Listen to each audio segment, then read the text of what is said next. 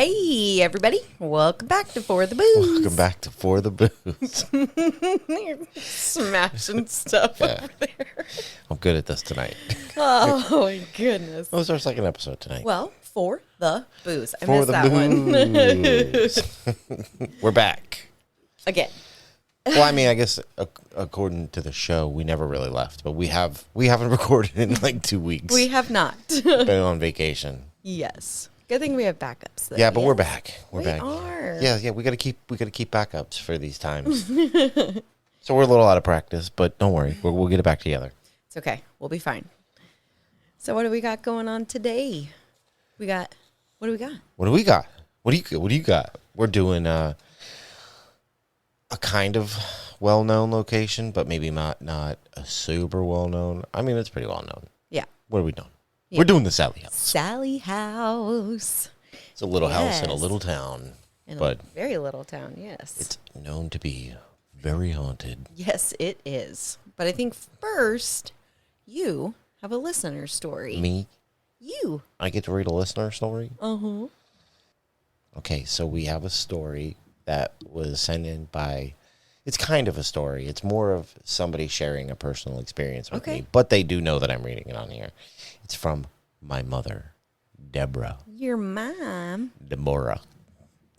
Hi, Mom. And it goes, I just listened to your podcast of Waverly Hills. Crazy stuff there. I'm going to listen to the Taunton State one later today. Then she goes on about some other stuff. But she says, I can't wait to hear what y'all have to say about it. She says she hears that Paul Dever State School is also haunted. Maybe y'all could check that place out. And tell Megan that my ghost, or a ghost, has been going crazy in my house again. I always assumed that ghosts could never really actually touch you, but I can tell you that they do.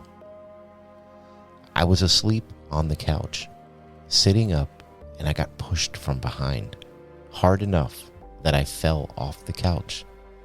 But because the push itself woke me up, I was able to brace myself from the fall and gently landed on my knees. I have also been seeing shadows from the corner of my eyes run down the hallway, but when I go to look, there's nothing there. I don't care what anyone thinks. My house is haunted. Keep up the great podcast, and I hope to hear about many other haunted places. I like those better than the interviews. Whatever. Can't win them all. But thanks, Mom. Thank you. Yes, I personally know that ghost. So we've mentioned on this podcast before that when we lived with her for a little while, Yep. we had some experiences there, and they're still happening today. That's the one. Which was weird because she never really had anything like major happen in the past, Right. and now she is, so I think it's kind of crazy. That is crazy. That's like, oh, man. I don't. Our house is bad enough. Yeah, I know. Well, thanks, Mom. That was good. Thank you. That was pretty good. But let's get into what we were here to do today, and that is the Sallie House. Sallie House. As always, same format. Over 300 years ago, the area around present-day Atchison was home to the Kansas Indians. Their abandoned village was noted by the Lewis and Clark expedition when they explored the area on July 4th, 1804, and celebrated the first Independence Day in the American West. 50 years after Lewis and Clark's visit, the Kansas Territory was opened. Atchison became one of its first settlements. On July 20th, 1854, men from Platte City, Missouri crossed the Missouri River and staked out a town site they named for David Rice Atchison, a noted Missouri senator. Among his achievements, Senator Atchison went on to serve as President of the United States for one day on March 4th of 1849, when Zachary Taylor refused to take the oath of office on a Sunday. Now, in honor of his quirky bit of history, present-day Atchison is home to the world's smallest presidential library for President Atchison, located in the historic Santa Fe Depot Museum. It's in quotes. Wow. I mean, come on. He's president for a day. That's crazy. It's weird. I've never heard of this before. Me either. Atchison was incorporated as a town by the territorial legislature on August 30th of 1855 and incorporated as a city on February 12th of 1858. Atchison soon became a leading commercial center. The city thrived because it had one of the best steamboat landings on the Missouri River, wagon roads to the west, and it was several miles nearer Denver than other river towns. During the Great Mormon Immigration westward, city leaders were able to persuade thousands of Mormons to cross the river and outfit at Atchison. These early connections established Atchison's commercial roots and allowed it to grow when other river towns withered away. In early years, at least 2 steamboats, and sometimes 4 or 5, landed at the Atchison levee daily. A regular line of something called a side wheeler, I don't know, some kind of boat, traveled between St. Louis and St. Joseph. Atchison's economic status continued to grow as the overland stage line and Salt Lake City-based freighters made their eastern terminus. The U.S. Post Office made Atchison the headquarters and starting point for mail to the west. The stagecoach line from Atchison to Placerville, one of those, California, was one of the longest and most important lines in the country. Wow. Wow. I mean, for the time and for, the U.S. I've never even heard of Atchison. Coming to be. It sounds crazy. like such a small Kansas town. I don't even know. I've never even heard of it. Yeah, I know. I didn't know all this crap went down in a tiny town like this. When the boom days of overland trade faded in the 1860s, Atchison leaders set their sights on making the city a railroad hub. With $150,000 from Atchison investors as a financial basis, the Atchison, Topeka, and Santa Fe Railroad was founded in Atchison. If I have to, man, I'll never say Atchison again after this. I swear it. It's difficult. It's so much. Atchison. I know. I keep wanting to call it Atchison for some Atkinson. Immortalized by the Oscar-winning song On the Atchison, Topeka, and Santa Fe in the 1945 film The Harvey Girls, starring Julie Garland.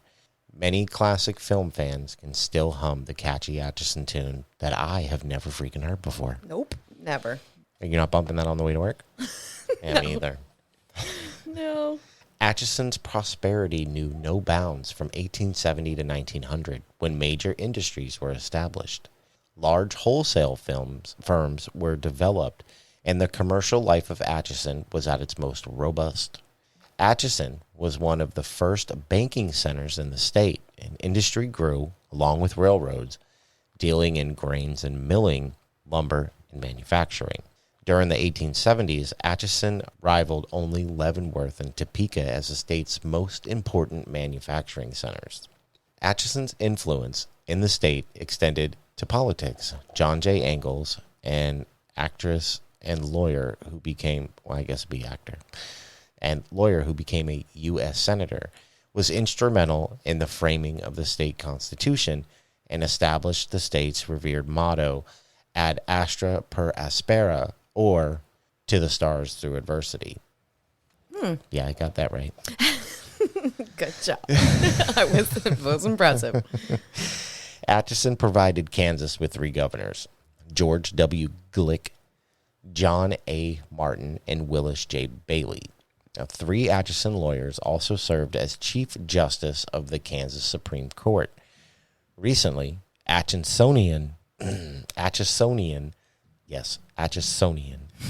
Bill Thornton served as State Secretary of Commerce under the Parkinson administration. Among the community's notable is E. W. Howe, founder of the Atchison Daily Globe in 1877, who gained national renown in the early 1900s as an author and columnist and helped bring prominence to the city. Musician. I know you're going to expect me to know who this is, but I'm going to assure you that I do not. Oh, Mr. Music Knowledge? Don't know? It's a bit before my time. Musician Jesse Stone is also an Atchison native, born in 1901.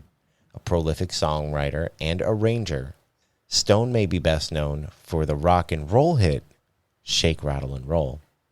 I do know that song. We all know this song. Sung by Big Joe Turner. Music icons like Ray Charles and Ahmet Erdogan, credit Stone as their mentor. His role in creating the classic rock and roll bass line earned him the mantle of the architect of rock and roll. Wow. I know, I read that and I was like, oh, that's super cool. That's big. That is super cool. Another celebrity who brought notoriety to Atchison was world-famous aviatrix Amelia Earhart. Hey. A true American original, Amelia Earhart was born in her grandparents' Atchison home in 1897 and lived there during her formative childhood years. Now, what inspired Amelia to fly, you may ask? Well, come see. Visitors can still tour the iconic home perched on the bluffs overlooking the Missouri River and see the sweeping views that Amelia saw as a little girl. Wow. Super cool. Sounds, yes, not boring at all. Like, get out there and get me a slice of that American pie.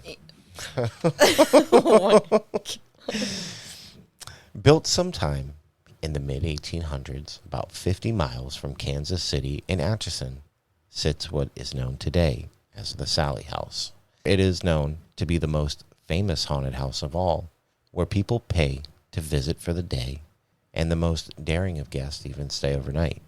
The home belonged to the Atchison physician, Dr. Charles Finney, who had his office downstairs and his house upstairs. Now, one day, the story goes that a fearful mother knocked on Charles Finney's door about her 6-year-old daughter named Sallie, who was suffering from severe abdominal pain. And after arriving at the family's new home, the doctor quickly diagnosed Sallie with appendectomy. Appendicitis. You get an appendectomy. Either way, they coincide. I don't think you can get, or, well, yeah, you know, it's just, yes. You come down. You come down with an appendectomy. No, you get an appendectomy. I You come down with appendicitis. I get that. I was being funny. Nah. Now, frantic that the organ would not be removed in time for the girl to live, the doctor began the surgery before the anesthesia was fully working. Her screams immediately ceased, and the young girl died on the operating table. Now, this allegedly true story has since gripped visitors and residents alike. It brings hundreds of interested people to Atchison every year to see the heartbreaking ghost story for themselves. Now, to most, this looks like an ordinary small house, but once you step inside, it's spine-chilling. Andrea Clemens is with the Atchison Chamber of Commerce and says, quote, "I always get a headache when I'm in the house and a scratchy feeling in the back of my throat," unquote. Upstairs in the Sallie House, cat balls and other toys have reportedly moved on their own, and mysterious footsteps have been heard at night.